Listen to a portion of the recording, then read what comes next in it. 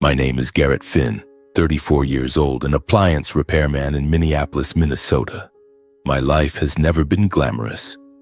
It revolves around broken refrigerators, washing machines that screech like banshees, and jobs that drag on until the sky is pitch black. But for me, that was enough. That seemingly dull work gave me the feeling that I was building something real, a quiet, peaceful home for my wife and our little boy. That evening, I pushed open the front door with my heavy toolbox still slung crookedly over my shoulder, the smell of machine oil and sweat clinging to my clothes. The job that day had been brutal. An industrial fridge for a client on the outskirts had died completely.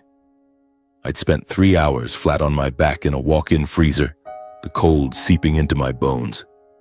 Minnesota in November gets dark early.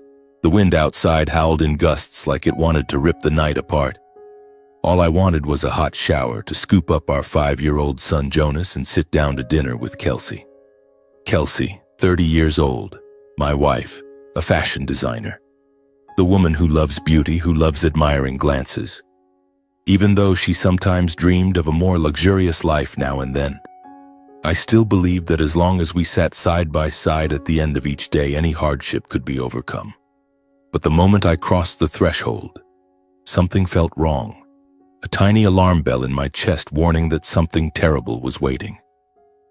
The living room light was on, but it wasn't the warm golden glow Kelsey always left for me. It was the harsh white glare of the overhead fixture. She sat there, on the old armchair we'd bought right after the wedding, arms folded tight, back straight, eyes empty in a way that terrified me. No smile, no standing up. A moment later, Kelsey nudged a stack of papers across the coffee table toward me. Crisp white sheets, corners still sharp, her signature already at the bottom. I didn't need to bend down to know what it was. Divorce papers. The word divorce in bold letters hit me like a punch to the sternum, stealing my breath. Kelsey's voice came out flat and emotionless, like she was reading a dull weather report. I want a divorce. I can't keep living with you anymore. I froze. The toolbox slipped off my shoulder and crashed to the floor. Metal clanged sharply in the suffocating silence. I thought I'd misheard, or that it was a joke, or that Kelsey was angry about something and trying to scare me. But her eyes, God, those weren't the eyes of the wife I'd lived with for 7 years. They belonged to a complete stranger. What? What are you saying? We had dinner together last night. She gave a bitter half-laugh I'd never heard before. Right. Last night we had dinner together. Tonight we don't. I put a hand on the table, trying to keep my voice from shaking. Kelsey, calm down. Can we talk? Whatever it is, just tell me straight. I have nothing left to say. She cut me off, voice like ice. I'm tired, Garrett. Tired of being poor. Tired of watching you walk in smelling like grease and wearing filthy work clothes.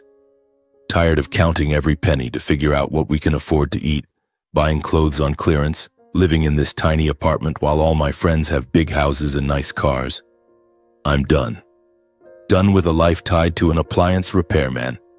And you'll always just be an appliance repairman. Every word sliced into me like a knife. I took a step back, head spinning. 7 years. 7 years I'd worked like an animal. Night shifts, weekend jobs, sometimes sleeping in the van so I could drive straight to the next call. Just so she could buy pretty things so Jonas could have formula and diapers. I never complained. Never cheated. Never raised my voice beyond reason. And now she looked at me like I was an obstacle in her way. Are you serious? I whispered, voice breaking. Just because of money? You said you loved me, Kelsey. You said you didn't need a mansion or fancy cars. Just me and Jonas was enough. That was when I was stupid, she answered flatly. I'm not stupid anymore. That's when I heard tiny footsteps running from the bedroom. Jonas, in his Superman pajamas, eyes still sleepy, hair a mess. He'd heard us arguing. Mommy, are you leaving Daddy? Please don't go.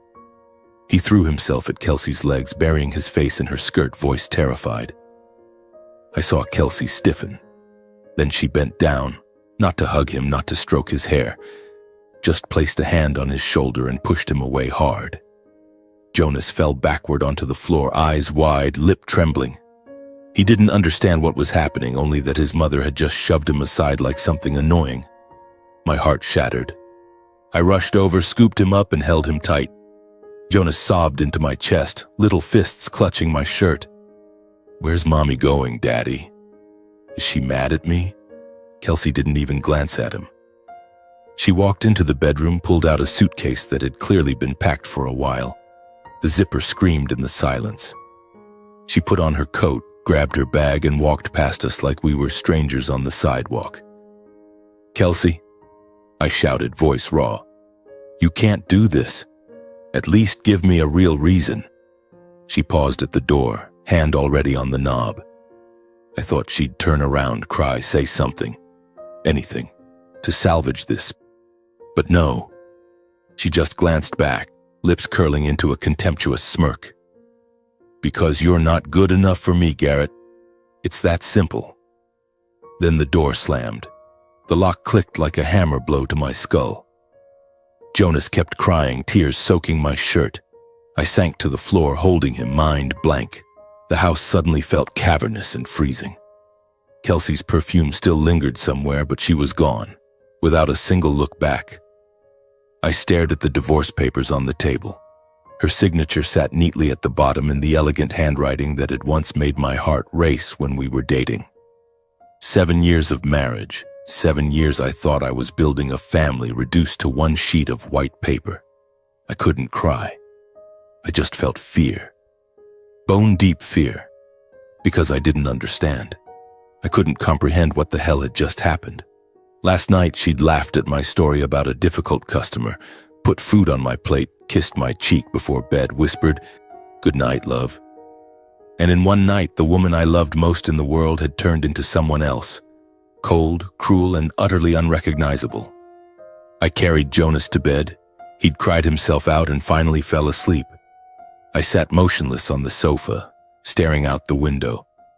Outside, snow had begun to fall lightly, blanketing the little Minneapolis street in white.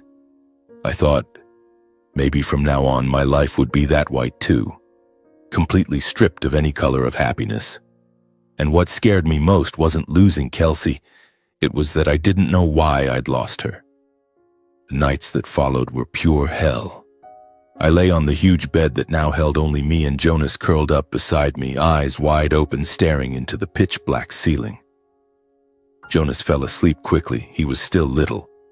But I couldn't close my eyes for a second. The moment I did, the image of Kelsey dragging her suitcase out the door appeared crystal clear, along with those cold eyes and her final words. "You're not good enough for me." I tossed and turned, trying to find any reasonable explanation for this collapse. Had I done something wrong? Had I missed some sign? Or had Kelsey met someone else? I went over it hundreds of times, analyzing every tiny detail from the past few months. The time she snapped about money, the time she went silent when I came home late, the time she smiled at her phone when she thought I wasn't looking. But the more I thought, the more hopeless it felt. Nothing was unusual. Nothing big enough to justify such a sudden, brutal departure. I couldn't stand the uncertainty anymore. It tortured me more than the abandonment itself. I needed an answer, even the smallest clue. And the only people who might know something were Kelsey's parents, Patrick and Helen Doyle.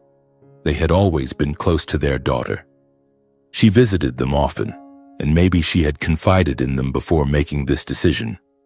I told myself I had to see them. I had to get the truth.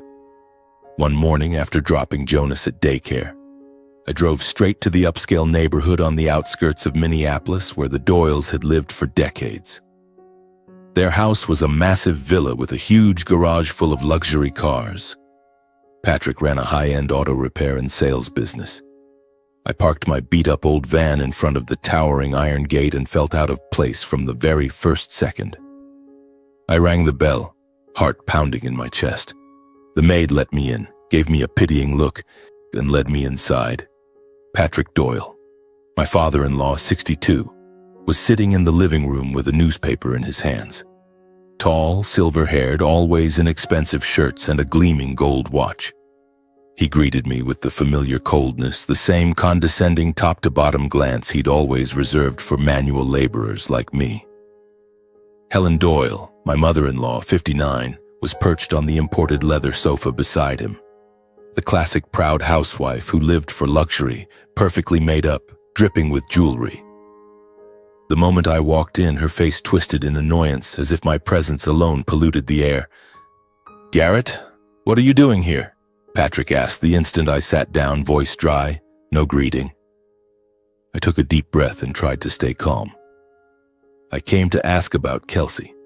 She left without warning and left divorce papers. I don't understand what's happening. Do you know why? Did she say anything to you?" Patrick folded the newspaper with a sharp snap, set it down, and looked at me with open contempt. He brushed off everything I said like it was nothing. "Kelsey has every right to leave you. She has the right to choose a husband with a real future instead of a repairman who will always have his head stuck in machines. I told her the day she married you, you were never good enough for this family."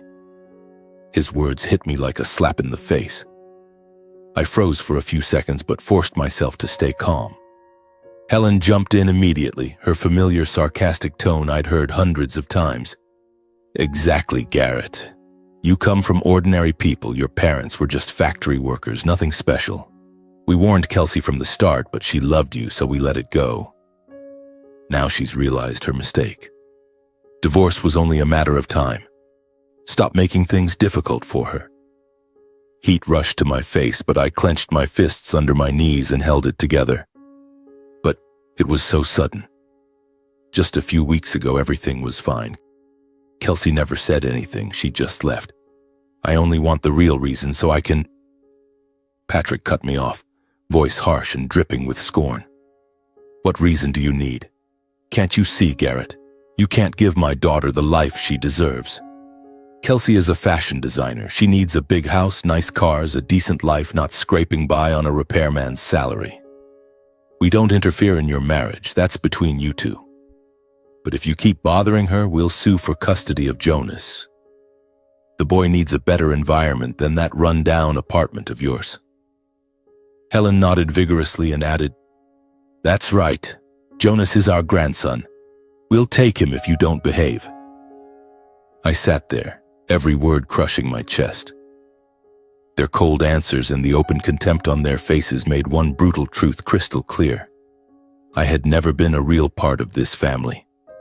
From the day I married Kelsey, they had always seen me as an outsider, a poor son-in-law who didn't belong. Patrick stood up and pointed at the door. "That's enough. Go, and don't come back." I walked out of that luxurious villa feeling a humiliation I had never known. The snow was falling thicker now, the wind cutting like knives, but I felt nothing. I drove home with trembling hands on the wheel, mind in chaos. On the way, memories of the early years of our marriage flooded back like a tidal wave. I remembered the first time I met them.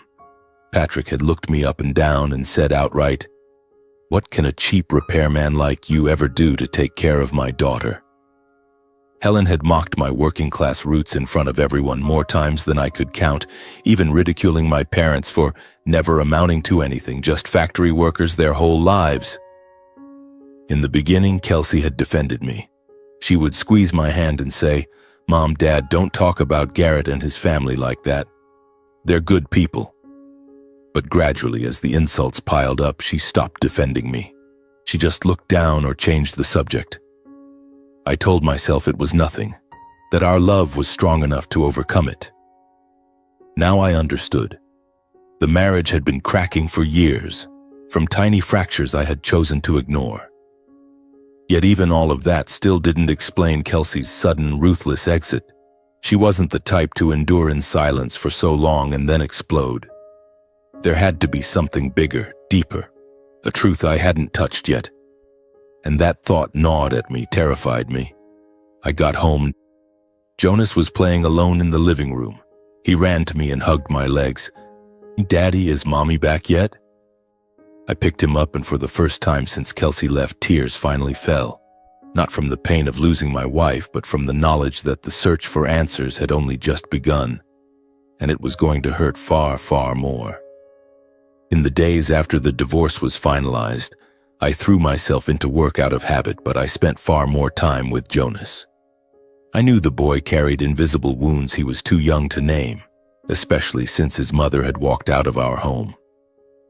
Every morning I woke earlier than usual, went to the kitchen and made breakfast for the two of us, simple but the best I could manage. Father and son sat at the little table, eating, joking, trying to create whatever scraps of normalcy were still possible after an upheaval far too big for a 5-year-old. Then I dropped him at daycare and drove straight to the shop. Work and the moments with Jonas became my last two refugees. When I listened to the steady hum of engines, when I bent over tangled circuit boards, when I wrestled with a broken industrial fridge, my mind was finally pulled away from the slow, gnawing pain of abandonment. Jonas was the only reason I didn't completely collapse. I tried to make up for what Kelsey had left behind. Longer hugs, louder laughter in the late afternoons, and a presence I never thought I'd have to provide alone.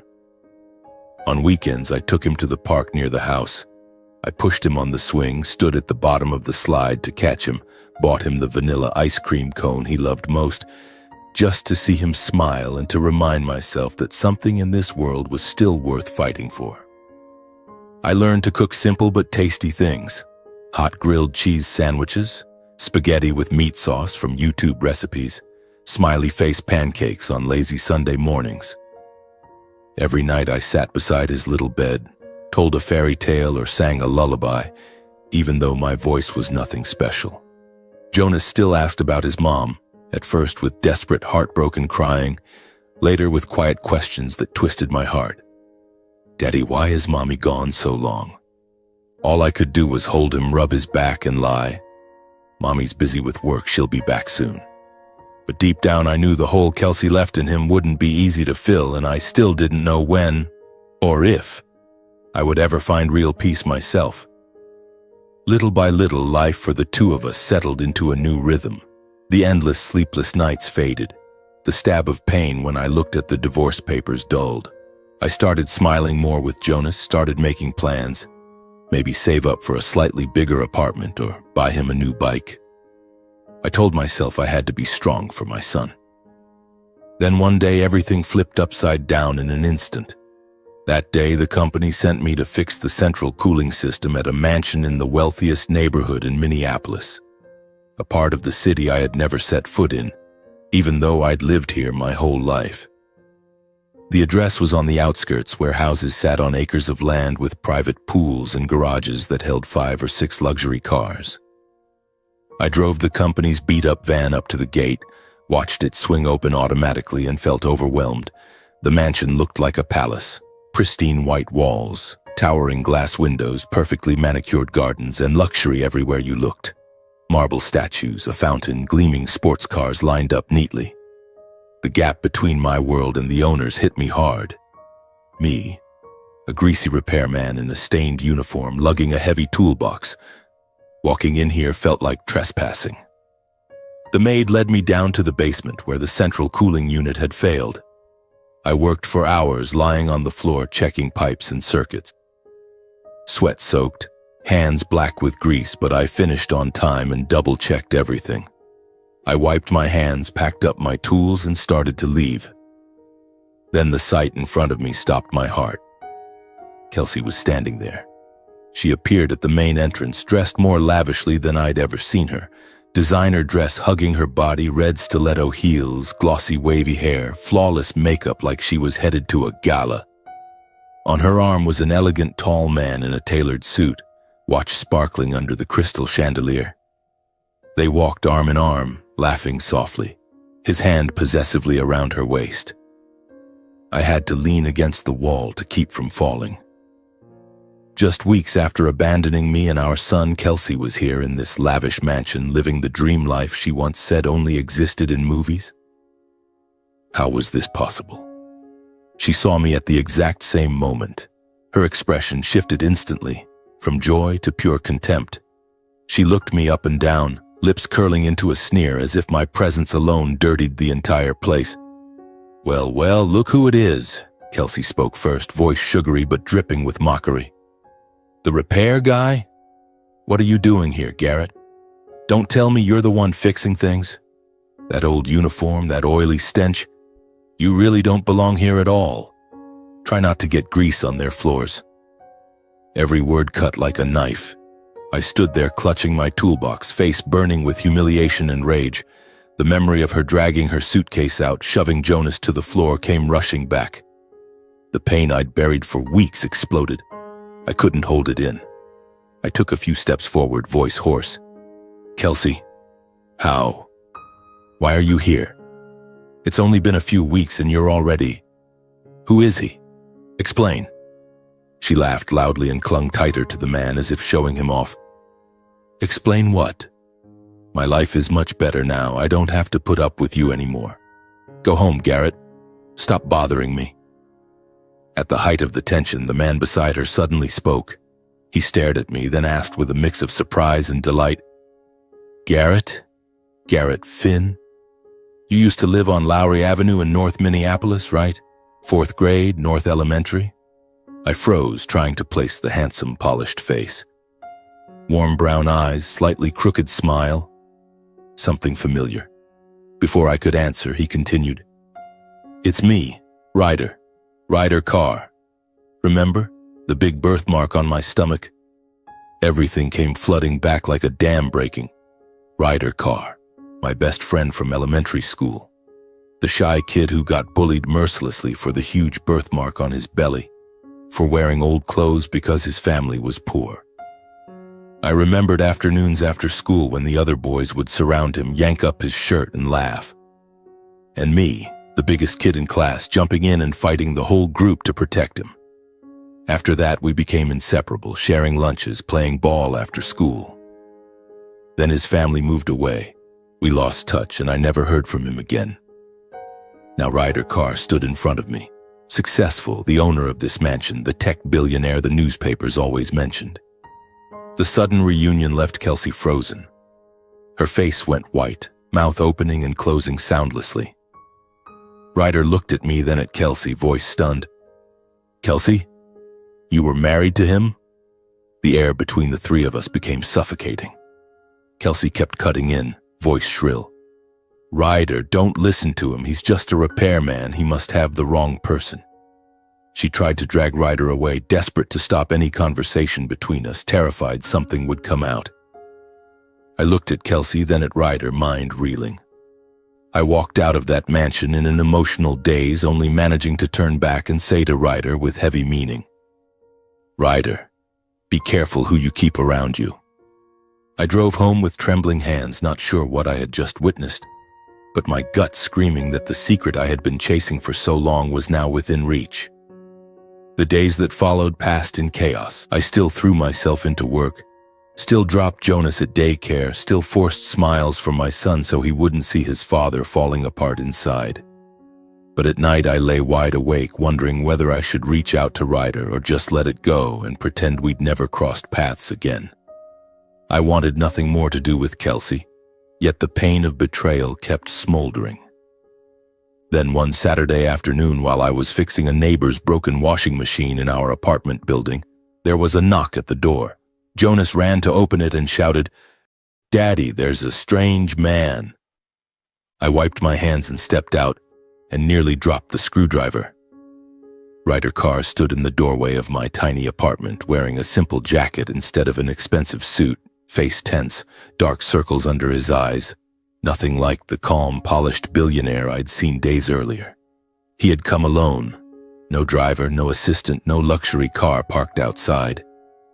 Just Ryder, a man who owned an empire, standing quietly in the middle of a working-class apartment complex where people like me lived. Garrett, can I come in? He asked, voice a little hoarse, eyes darting around as if afraid someone was watching. I was so stunned I stood frozen for a few seconds, then quickly invited him in. Yeah, come on in. Jonas, go play in your room, buddy.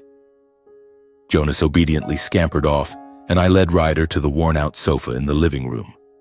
The apartment was small, the furniture simple, paint peeling in places, worlds away from his mansion. But Ryder didn't seem to notice. He sat down, hands clasped tight like he was holding himself together. We sat in silence for a moment, just looking at each other. Then Ryder spoke first. "Thank you for the warning the other day. I needed to talk to you." I nodded and poured him a glass of tap water, the only thing I had to offer a guest. We started talking and the old childhood warmth came rushing back instantly. Ryder gave a sad smile. "Man, after all these years you're still the same, still that big, gentle guy with the kind grin." I smiled too, when memories of our childhood suddenly felt painfully vivid. I remembered 4th grade. Ryder cornered by a gang of 5th graders getting bullied. He just stood there crying, shrinking into himself, too scared to fight back. I happened to walk by, saw it, and charged in swinging. I took on the whole group alone, ended up with a bloody nose and bruises, but I protected him. From that day on, we were inseparable best friends. Whenever kids teased him about his big birthmark, I stood up for him, sometimes fighting until I got suspended. Once I got suspended for 3 days after breaking a bully's tooth for tormenting Ryder. When I got home, my dad whipped me, but Ryder ran over to apologize to my father. He used to say, "Garrett, you're my hero." Back then, protecting Ryder felt natural. He was gentle. He needed someone to watch his back. Those warm memories made me smile, but then I noticed Ryder looking at me with confusion, eyes red, struggling to find words for something hard to say. "Garrett, I didn't just come to catch up. I need to ask about Kelsey." I stiffened but nodded. "Go ahead. Ask whatever you want." Ryder took a deep breath and started talking. He had known Kelsey for 3 years. She approached him at a fashion event, introduced herself as an independent designer struggling in an unhappy marriage. She told him she'd been divorced for a long time, that her ex-husband was a failure. Abusive, addicted, every terrible thing I had never been. Kelsey pursued Ryder aggressively, texting, dating, crying on his shoulder until he fell for her. They moved in together and Ryder had been thinking about marriage. I calmly told him my side. 7 years of marriage, her sudden departure just weeks ago, the cold divorce papers, the way she shoved Jonas away. Ryder's face changed as he listened. Shock, then stunned silence, then pale as if someone had thrown ice water on him. Just a few weeks ago. But Kelsey told me she'd been divorced for 2 years. He pulled out his phone with shaking hands and showed me message after message, photos of them together. Kelsey beaming next to him in New York and Alaska, trips I never knew about. Call logs, texts.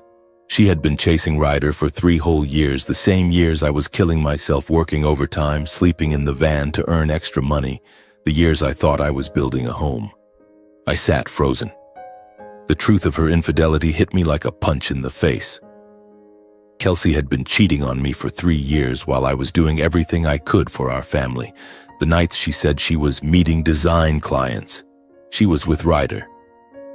The times she complained about money, it was because she wanted more, wanted the rich life Ryder could give her. And the worst part, our son. Jonas had been abandoned by a mother who'd had someone else all along. Ryder exploded with rage when I showed him the still fresh divorce papers. He slammed his fist on the table, eyes bloodshot. "She lied to me. I thought she was the victim of a terrible marriage. I wanted to save her, and turns out I was just a tool." He clutched his head, voice trembling.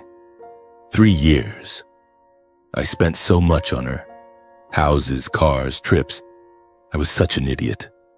I put a hand on his shoulder, even though I was hurting too. "I don't blame you, Ryder. You didn't know. You were always like that, trusting, needing someone to look out for you." I didn't blame Ryder. He was a victim just like me. But something darker clicked in my mind. Kelsey hadn't just cheated. She had planned everything, manipulated both of us with cold calculation. The cruelty she showed me and Jonas might not even be the worst of it. I looked at him seriously. "You need to dig deeper. Be careful, Kelsey. She might have more schemes. Don't let her pull you in any further." Ryder nodded, eyes dark. "I will. Thank you, Garrett. After all these years, when you're still protecting me." He left and I sat motionless in the little apartment. The truth hurt like hell, but it finally explained everything. Kelsey hadn't just grown tired of being poor, she had been plotting for years. And now I knew the real storm was only beginning. The weeks that followed, I lived in a strange state, simmering anger mixed with numbness. I still went to work, still picked up and dropped off Jonas, still smiled for my son. But at night I stared at the ceiling, wondering what Kelsey was doing right now in Ryder's mansion. I didn't contact Ryder again, didn't want any news about Kelsey. I just wanted to forget, to move on, even though my heart was still full of unhealed cuts. Then one Wednesday afternoon, as I was picking Jonas up from daycare and cooking spaghetti for the two of us, my phone rang. Unknown number. I answered, and a hoarse, urgent voice came through. "Garrett, it's me, Ryder. I need to see you. Right now. Can you come?" I heard his heavy breathing. "Yeah. What's going on?" "Not over the phone. Come to my office. I'll tell security to let you in." I asked the neighbor to watch Jonas and drove straight to Ryder's corporate headquarters in downtown Minneapolis. A gleaming glass tower, silver logo sparkling in the late afternoon sun. Ryder was waiting on the top floor, office door already open. I walked in and saw him sitting there. Shirt wrinkled, eyes bloodshot, hair a mess, clear signs of a sleepless night.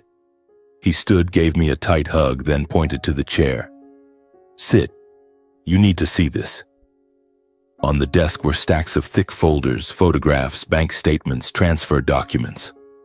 Ryder pushed one folder toward me, voice shaking with rage and exhaustion.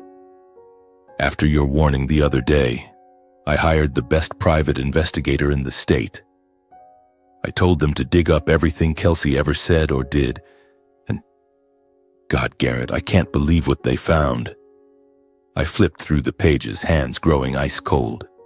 A joint account Kelsey had convinced Ryder to open for shared real estate investments. Over $7 million transferred into it in 2 years. Every cent had been gradually withdrawn by Kelsey and moved to private accounts in her name and her mother's. 2 prime lots in the wealthiest part of St. Paul, ownership papers listing only Kelsey Doyle, purchased with Ryder's money under the pretext of joint projects.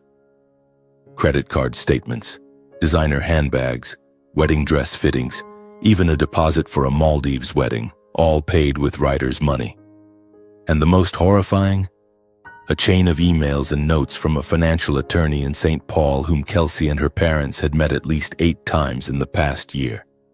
The contents: how to set up a sham marital trust so that upon marriage Ryder's assets would automatically transfer to Kelsey, how to draft coercive wills, and a handwritten note: if spouse dies unexpectedly, entire estate transfers to wife plus $20 million life insurance payout. The blood in my veins seemed to freeze. My hands shook so hard the paper slipped and fell onto the desk. This was no longer just infidelity or betrayal. This was a meticulously planned, organized, years-long scheme to seize assets. Kelsey and her parents had calculated every step. Make Ryder fall in love, rush him into marriage, transfer everything into their hands, and if necessary, eliminate him to take it all. Ryder slammed his fist on the desk, voice breaking. "I almost died, Garrett. I almost died because I trusted her. She kept asking about my family's heart disease history, told me to get a full checkup, suggested I increase my life insurance. I thought she actually cared." I stared at him, then at the documents, mind reeling. The woman I had once loved, slept beside every night, sworn to spend my life with, was capable of this kind of cruelty. She hadn't just betrayed me and Jonas. She had been willing to kill for money. And her parents, the same people who mocked me for being poor, were her accomplices, the masterminds behind the plan. We sat in heavy silence for a long time, only the sound of ragged breathing. One man whose family had been destroyed by betrayal. One man who had nearly lost his life and everything he'd built. Both victims of the same woman and her family. Ryder spoke first, voice now harder. "I'm not letting this slide, Garrett. I'm suing. I'm dragging everything into the light." I looked at him, thought of Jonas, who still asked about his mom every night, and nodded slowly.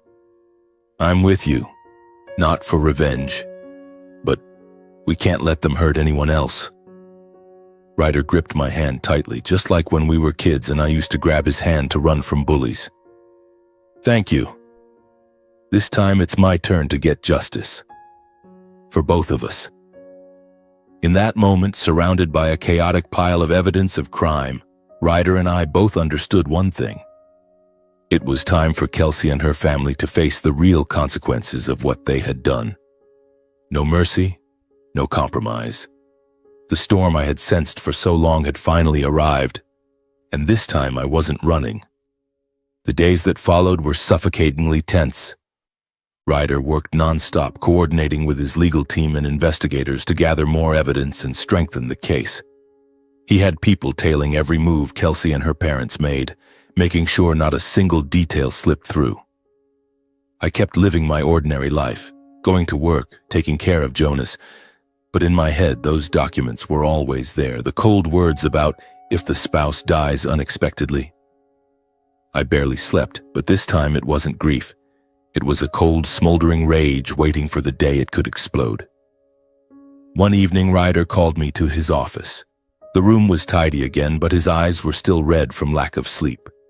He slid an elegant invitation across the desk. Launch event for the new automation project next week. Partners, investors, media, the entire Minnesota elite will be there. I want to expose everything right then and there. I looked at him, heart racing. Publicly like that? Won't it hurt the company? Ryder gave a cold smile. If it does, so be it. I'd rather lose a few contracts than let fraudsters walk free. And I want them to walk straight into the trap themselves. The plan was drawn up in detail. Ryder sent personal VIP invitations to Kelsey and her parents. They took the bait immediately. Kelsey sent sweet texts. Patrick called to thank him. Helen bragged to her friends. They thought Ryder was still blindly in love with Kelsey, still ready to give her the lavish wedding of her dreams. They had no idea the storm waiting ahead. I was also invited by Ryder, and I accepted, not for revenge, though I won't deny a flicker of satisfaction at the thought of their downfall, but because I wanted to look Kelsey in the eye one last time and see her realize that not everyone can be fooled forever. The day of the event came faster than I expected.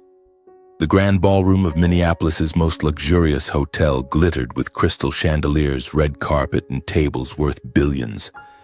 Hundreds of people in tuxedos and evening gowns, the clink of champagne glasses, polite laughter. I wore the only suit Ryder had bought for me, the first time in my life I'd ever worn anything this expensive, but I still felt out of place among the elite. I stepped into the main hall and immediately saw them. Patrick Doyle stood there, suit perfectly pressed, shaking hands with businessmen. Helen beside him, dripping in jewelry, fake smiling at the society ladies. And Kelsey, in a stunning red evening gown that cost a fortune. Hair swept up, lipstick flawless, surrounded by admirers as if she already belonged to this world. She laughed brightly, champagne in hand, flirting with some executive.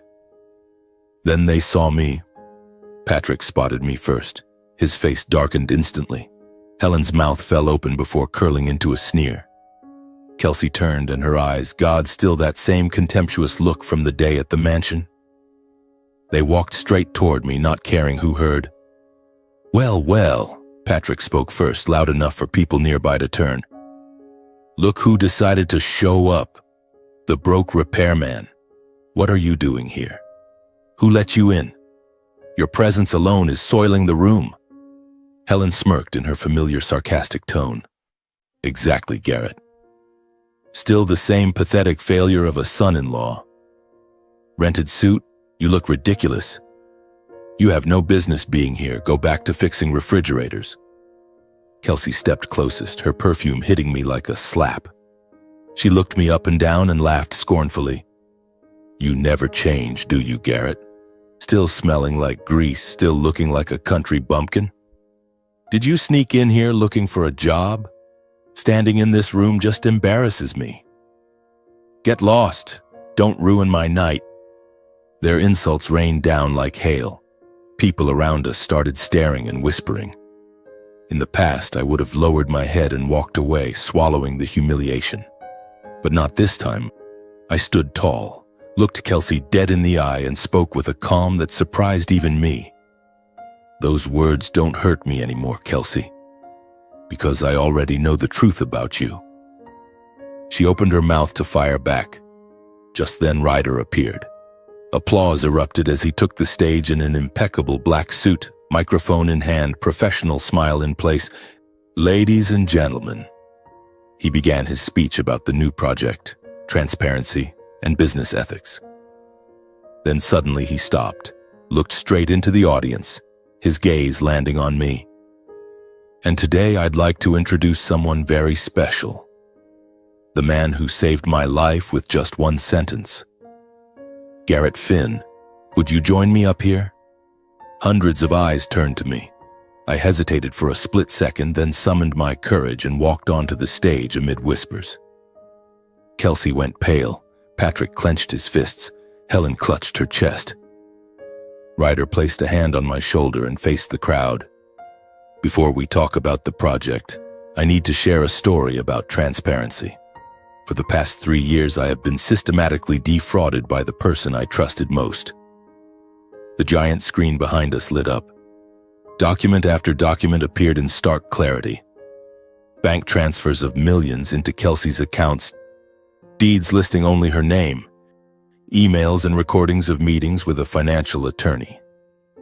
Ensure asset control in case of spouse's death.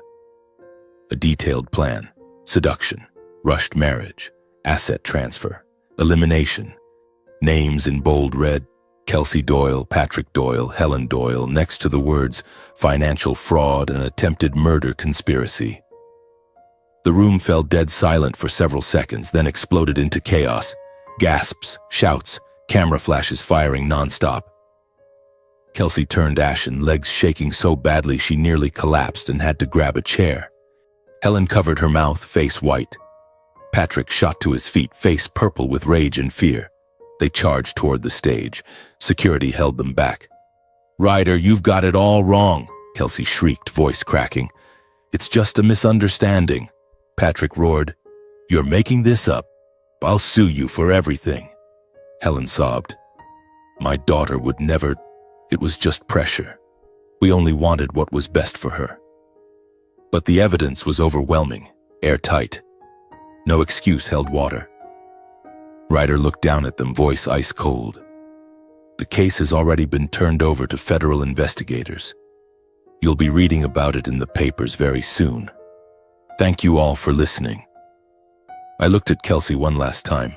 She stared back, eyes filled with tears, but not remorse, only terror. I said nothing. I simply turned, walked off the stage, and quietly left the hall as stunned silence fell over the crowd. Outside, a cold Minneapolis drizzle was falling. I stood in the rain for a long time, letting the water soak the expensive suit. I didn't feel triumph, only relief. They had dug their own grave, and now they were going to fall into it. The news exploded that very night. Videos from the event were uploaded everywhere with screaming headlines. "Billionaire Ryder Carr publicly unmasks gold-digging girlfriend at $1 million gala." "Doyle family's murder for money plot exposed." Within hours, the hashtag KELSEYDOYLEFRAUD was trending across every platform. Netizens dug up her entire past, photos flaunting her lavish new life, old posts about deserving better, now the most painful cell phones imaginable. Ryder moved like lightning. The very next morning, he cut Kelsey off completely, blocked her number, changed the mansion locks, canceled her supplementary cards, terminated every financial project tied to the Doyle family. Fashion brands she had collaborated with immediately dropped her, issuing statements terminating cooperation indefinitely for ethical reasons.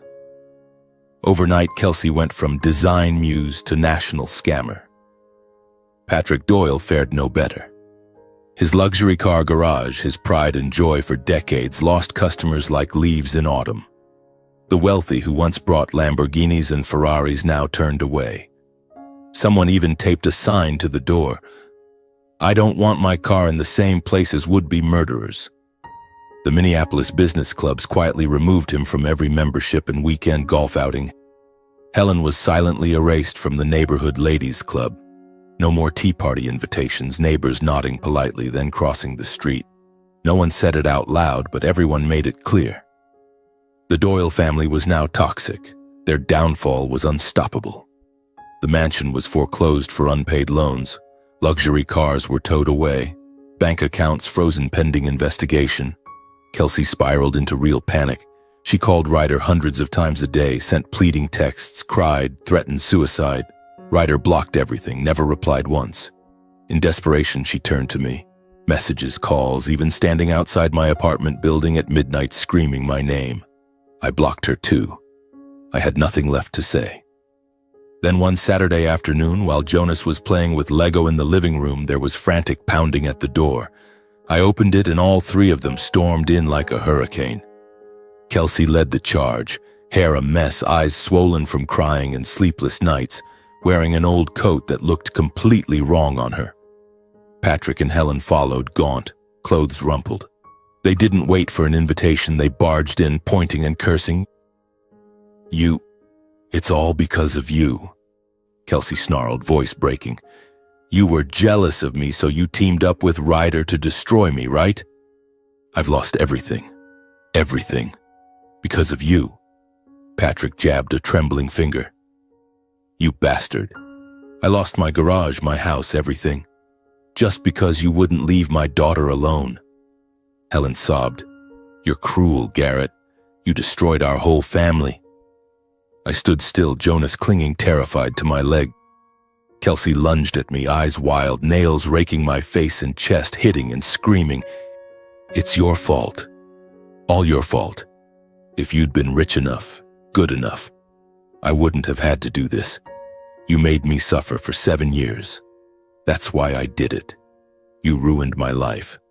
I caught her wrists, held them firmly without striking back, just enough to stop her. "Stop it, Kelsey," I said, voice calmer than I felt. "If you don't leave right now, I'm calling the police for trespassing and assault." They kept screaming, cursing, blaming. I took a deep breath and spoke slowly, word by word. "Your collapse isn't because of me. It's because you chose greed over love. You chose lies over honesty. You chose murder for money over honest work. For 7 years, you treated me like trash, mocked me for being poor, looked down on my parents for working hard. Kelsey, you abandoned your own son because he got in the way of your plans. You've lost everything not because I took revenge, but because you dug your own grave. And that grave is as deep as your greed." The three of them went silent. Patrick lowered his head, shoulders shaking. Rage or shame, I couldn't tell.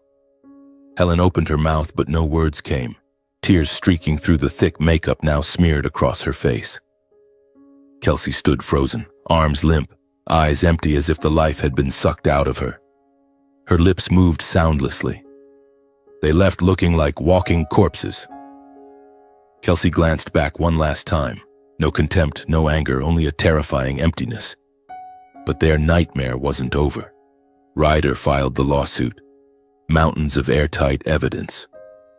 The trial lasted 3 months, but the outcome was clear from day one.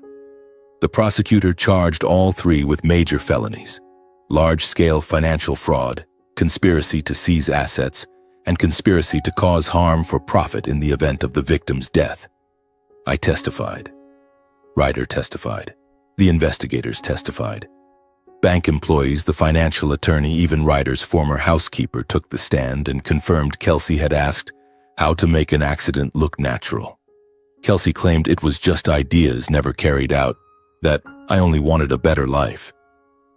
Patrick said I only wanted the best for my daughter. Helen sobbed, I just followed my husband and child. No one believed them. The jury took 2 hours to return guilty verdicts on all counts. Sentencing came on a cold March afternoon. Kelsey Doyle Finn, 14 years imprisonment, no parole. Patrick Doyle, 8 years. Helen Doyle, 5 years as an accomplice and for aiding concealment. Every asset tied to the fraudulent scheme was seized. The 2 land parcels, bank accounts, jewelry, cars, everything. They were ordered to pay Ryder massive restitution, an amount that left the Doyle family completely bankrupt. Their remaining properties auctioned off, leaving them with nothing but the clothes on their backs. When the gavel fell, Kelsey collapsed to the courtroom floor, screaming and sobbing like a madwoman. Patrick sat motionless, staring into nothing. Helen fainted and had to be carried out. Security led them away in shackles, the clank of chains echoing. Through the bars of the prison transport, Kelsey looked back at me one last time. No pride left, just a thin, broken woman who had aged 10 years in a few months. I held Jonas tight as we left the courthouse. He asked, "Daddy, where did Mommy go for so long?" I kissed his hair and answered, "Mommy has to go far away for a very long time, buddy. But Daddy will always be here with you." I didn't feel joy at their imprisonment. I only felt justice. The price they paid was the price they chose the day they decided to betray, to lie, and to plot murder. They sowed the wind. Now they reap the whirlwind, and the whirlwind spared no one. 2 weeks after the trial, Ryder showed up at my apartment. Jonas opened the door and squealed, "Daddy, it's Uncle Ryder." Ryder grinned, ruffled the boy's hair, and handed him a brand new Lego set. I invited him in and poured hot coffee. It was still the same small old apartment, but now a little tidier and warmer thanks to the share of the restitution Ryder had insisted I take from the settlement. We sat across from each other at the kitchen table. Ryder looked at me for a long time, then spoke in a low, warm voice. "Garrett, I came to say thank you, not just for saving me from that death trap this time, but for back then too. You protected me when I was nothing, a shy kid with an ugly birthmark. And now you saved me again. I owe you for the rest of my life." I shook my head with an awkward smile. "Don't say that. I only did what was right." Ryder leaned forward, eyes shining. "No, you don't get it. In this business world, people sell each other out for a tiny contract. But you, honest, steadfast, responsible. Those things are rare. I've watched you these past months. No bitterness, no personal revenge, just wanting justice and to protect your son. That's exactly the kind of person this company needs." Then he said it straight. "Come work with me, Garrett. Quit the repair job. I'll give you a proper position in the technical division. You and Jonas deserve a better life." I was stunned. I looked around the cramped apartment at Jonas playing Lego in the corner, then back at Ryder. I laughed, a sad, self-mocking laugh. "Ryder, are you serious? I barely finished high school. My only skill is fixing refrigerators and washing machines. Your company does high-tech automation, robotics. I'd be like the blind man groping an elephant. I don't want to embarrass you." Ryder shook his head hard and grabbed my hand. "Listen to me. Everything you lack, degrees, specialized knowledge, can be learned. Character can't be taught. I believe in you. Give me and yourself a chance." I turned him down a few more times. The inferiority complex was carved deep into my bones. A poor repairman despised by his ex-wife, humiliated by her parents. I was terrified of failing, of being laughed at by colleagues, of not being able to provide for Jonas if I lost the job.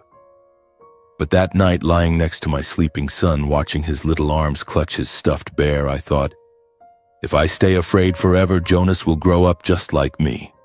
Resigned, deprived, looked down on. No, I won't let my son go through that. The next morning, I called Ryder. "I'm in." The first days at the company were a living nightmare. I started at the very bottom of the technical department, maintenance technician. My co-workers were all college graduates, master's degrees, speaking a mix of English and jargon that sounded like a foreign language. They were polite, but I saw the pity in their eyes when I didn't know basic terms. I Googled everything, stayed at the office until midnight reading manuals and watching YouTube tutorials. Some nights I got home at 2 a.m. Jonas was already asleep. I kissed his forehead and kept studying. I never said no to any task. Cleaning server racks, running cables, fixing the accounting department's broken printer. I asked endless questions, took meticulous notes, practiced on the test systems. Once I fried an experimental circuit board and had to pay for it out of pocket. I gritted my teeth, paid, then went home and started over. But I didn't give up. My hard work started getting noticed. My direct manager, an Indian engineer named Raj, first gave me only menial jobs. Then he saw I stayed latest, asked the most questions, and began handing me harder tasks. I discovered I had an advantage, real-world experience. Years of fixing appliances had taught me to spot system faults intuitively and stay calm in emergencies. While the younger engineers were brilliant in theory but panicked at real breakdowns, I could find the root cause faster. 3 months later, I successfully led the overhaul of a partner factory's cooling system, saving the company nearly $500,000. Raj slapped my shoulder. "Garrett, you're a diamond in the rough." Ryder watched from a distance, never interfering, only dropping by occasionally to check in. He smiled with pride every time he heard my progress reports. Little by little, I earned a real place in the company. From a repairman who took every shift to scrape by, I became someone colleagues trusted. Steady income, easier life. I could provide for Jonas without counting every penny. For the first time in years, I looked ahead and saw a bright future, not just for me, but for my son. A year later, I was promoted to technical team leader. 2 years after that, I was put in charge of the entire maintenance solutions division for major projects. My salary was 10 times what I'd earned fixing appliances. I bought a spacious downtown apartment with a room just for Jonas and a balcony overlooking the Mississippi. He went to a good school, took basketball and piano lessons, things I'd never dared dream of. One evening over dinner, just the two of us, Ryder told me, "I've never regretted that decision. You're not just the best person in your department. You're the friend I'm proudest of." I smiled at him. "Thank you for believing in a repairman." Ryder shook his head. "No. Thank you for proving that character is what matters most." Slowly, I built a solid place for myself. No one saw me as an outsider anymore. I grew more confident, spoke more fluently, was even invited to speak at technical conferences as from refrigerator repairman to head of technical solutions. Jonas bragged to his friends, "My dad's a superhero engineer." My life and my son's are completely different now. No more worrying about every gallon of milk or every meal. No more being looked down on for being poor. Only the peace I once thought I'd never have. And it all began with one decision. Daring to step out of my comfort zone, daring to believe I was worth something. It turns out the chance to change your life doesn't always come from degrees or money. It comes from an old friend who believes in you, and from the courage to reach out and take it. Those years flew by like the blink of an eye. From an entry-level technician, I gradually became a key figure in the company. In my 4th year, Ryder appointed me Director of Technical Solutions, a position I wouldn't have dared dream of on my first day. I now led more than 40 engineers, signed contracts worth hundreds of millions of dollars each year, and flew to Germany, Japan, and South Korea to implement projects. Every time I stood presenting to the board, I still remembered the trembling feeling of holding a microphone on day one. But now I spoke fluently, confidently, and people listened. The high salary allowed me to buy a penthouse in downtown Minneapolis. Top floor, huge windows overlooking the glittering Mississippi, 3 bedrooms, open kitchen, a dedicated playroom for Jonas. My son had his own study corner with an oak desk and a top-of-the-line computer, bookshelves overflowing from Harry Potter to children's science books. I no longer had to count every penny for milk. Jonas attended an international school, took swimming, piano, and Japanese lessons, things I once only admired from afar. I grew more confident and self-assured. The emotional scars from my failed marriage slowly healed. They no longer ached when I thought of Kelsey. I stopped flinching at the sound of a key in the lock, stopped dreaming of her dragging her suitcase away. I had truly let go. Jonas remained the center of my universe. He grew like a weed, now 13, almost as tall as me, voice starting to deepen. We lived in a home filled with love. No matter how packed my schedule, I always made time for him. Driving to extra classes, watching his games, sitting for hours listening to his school stories. Our evenings cooking together were still the most precious moments. Me in an apron, Jonas standing on a stool stirring spaghetti sauce. Both of us laughing when flour ended up all over our faces. After dinner, we did homework together. I helped with math, he taught me Fortnite, then lay on the sofa telling each other stories before bed. Jonas sometimes asked, "Do you ever miss Mom?" I just smiled. "I do, but I'm happier having you." Ryder remained an irreplaceable part of our lives. He visited regularly, bringing pizza or Timberwolves tickets, playing chess with Jonas, then dragging me out to the balcony for a beer. Every time he looked at me and shook his head in wonder, I still can't believe the kid who kept getting suspended for fighting is now the guy in a suit running an entire department. "You make me so proud, Garrett." I just grinned and clapped his shoulder. "I'm just doing my best." Life became so stable that sometimes I had to pinch myself to make sure it wasn't a dream. No more financial burdens, no more fear of being looked down on. Only work I loved, a son I adored, and true friends. I could stand in the heart of Minneapolis with my head held high, no longer feeling like an outsider. Then one Friday in November, I received a letter from Shakopee Women's Prison, a single short line in shaky handwriting.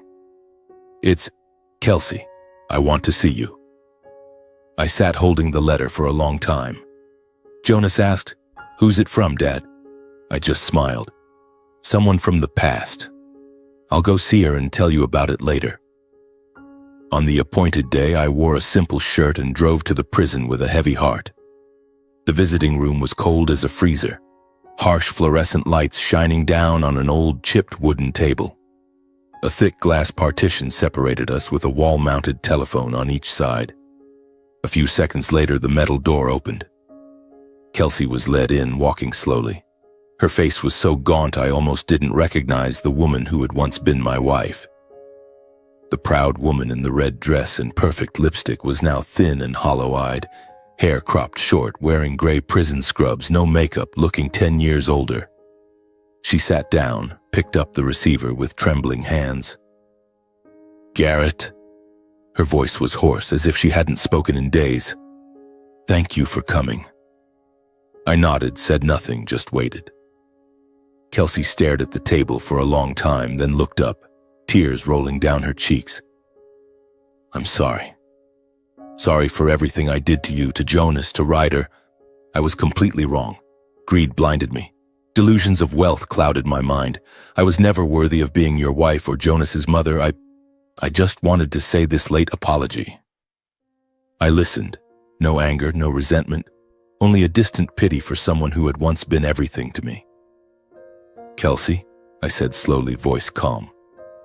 "I let go of all of it a long time ago. Holding on to the past only hurt me and Jonas more. I didn't come here to forgive or to judge. I came to close the book completely. I wish you well in your rehabilitation.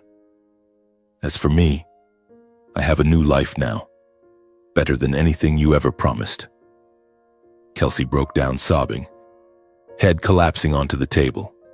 I quietly hung up the receiver and stood. I didn't look back.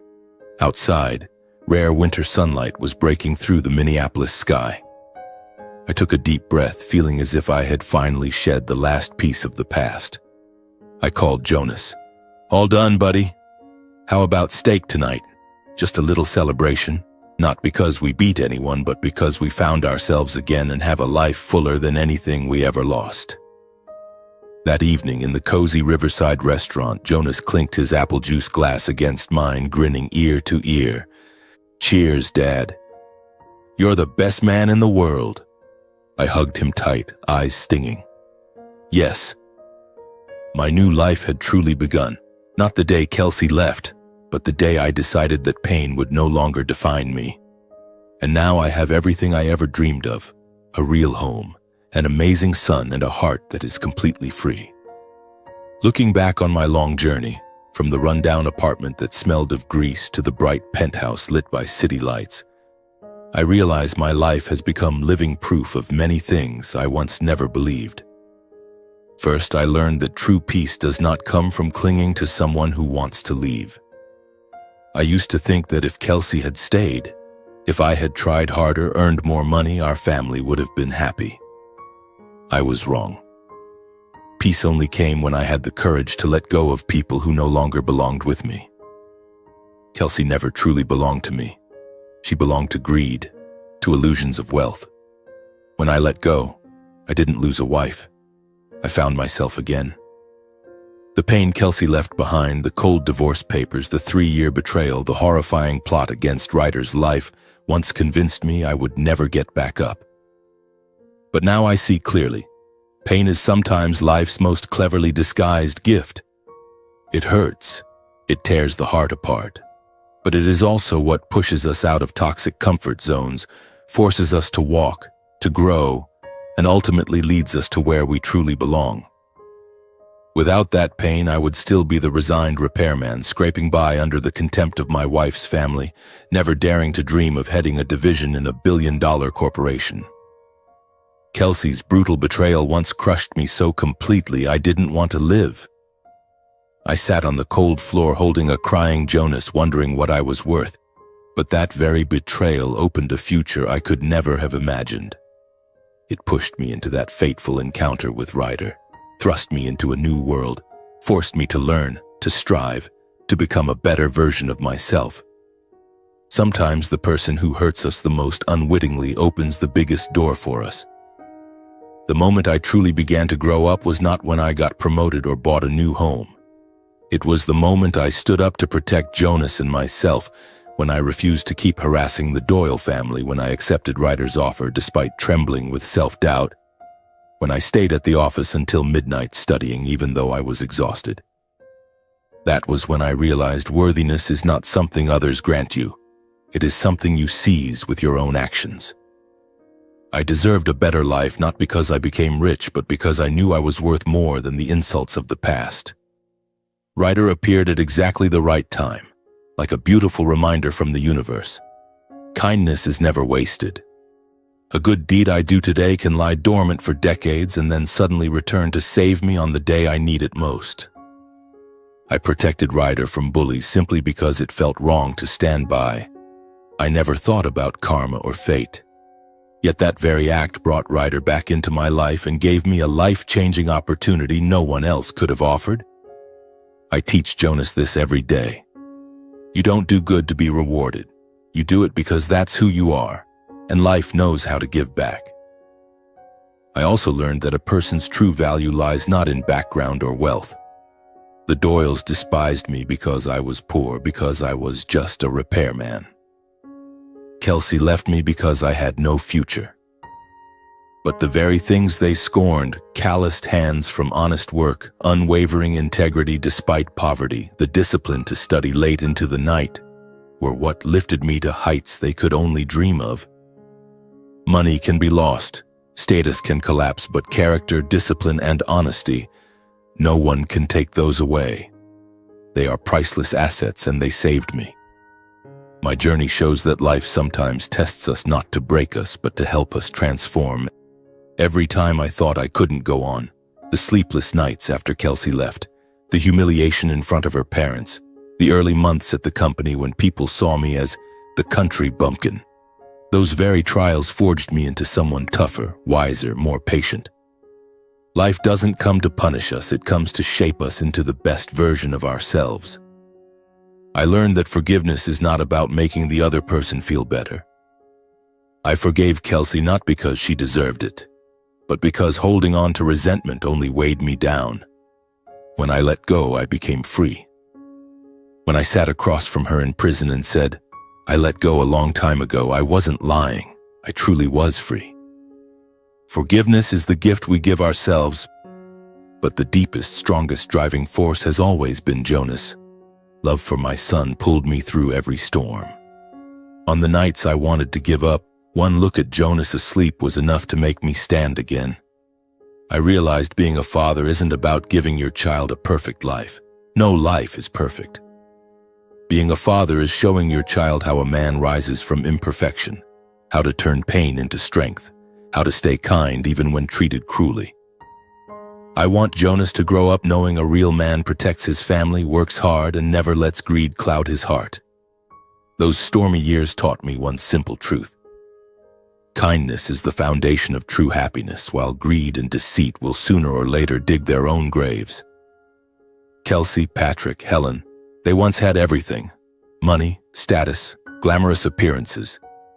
But greed turned them into prisoners who lost all honor and freedom.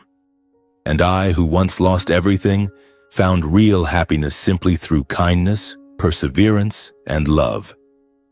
The old Garrett Finn, the repairman abandoned by his wife on a snowy night, has been completely reborn from that very pain. I am no longer a victim. I am a survivor, a victor, a proud father, a trusted friend, a respected department head. And if this story reaches you, you sitting there with a broken heart from betrayal, abandonment, or contempt, here is my sincerest message. Life can take so much from you: loved ones, money, dignity, even faith in humanity. But only when you give up on yourself do you truly lose everything. Don't give up on yourself. Stand up the way I once stood up from the cold floor holding my crying son. Keep learning the way I studied until my eyes burned. Stay kind the way I was kind to Ryder with no expectation of reward. Forgive to set yourself free. And love your children because they are the most beautiful reason to become a better version of yourself. The pain will pass. The storm will clear. And when the sky is bright again, you will find you have soared far higher than the place you were once dragged down to. I, Garrett Finn, lived to prove it, and so will you.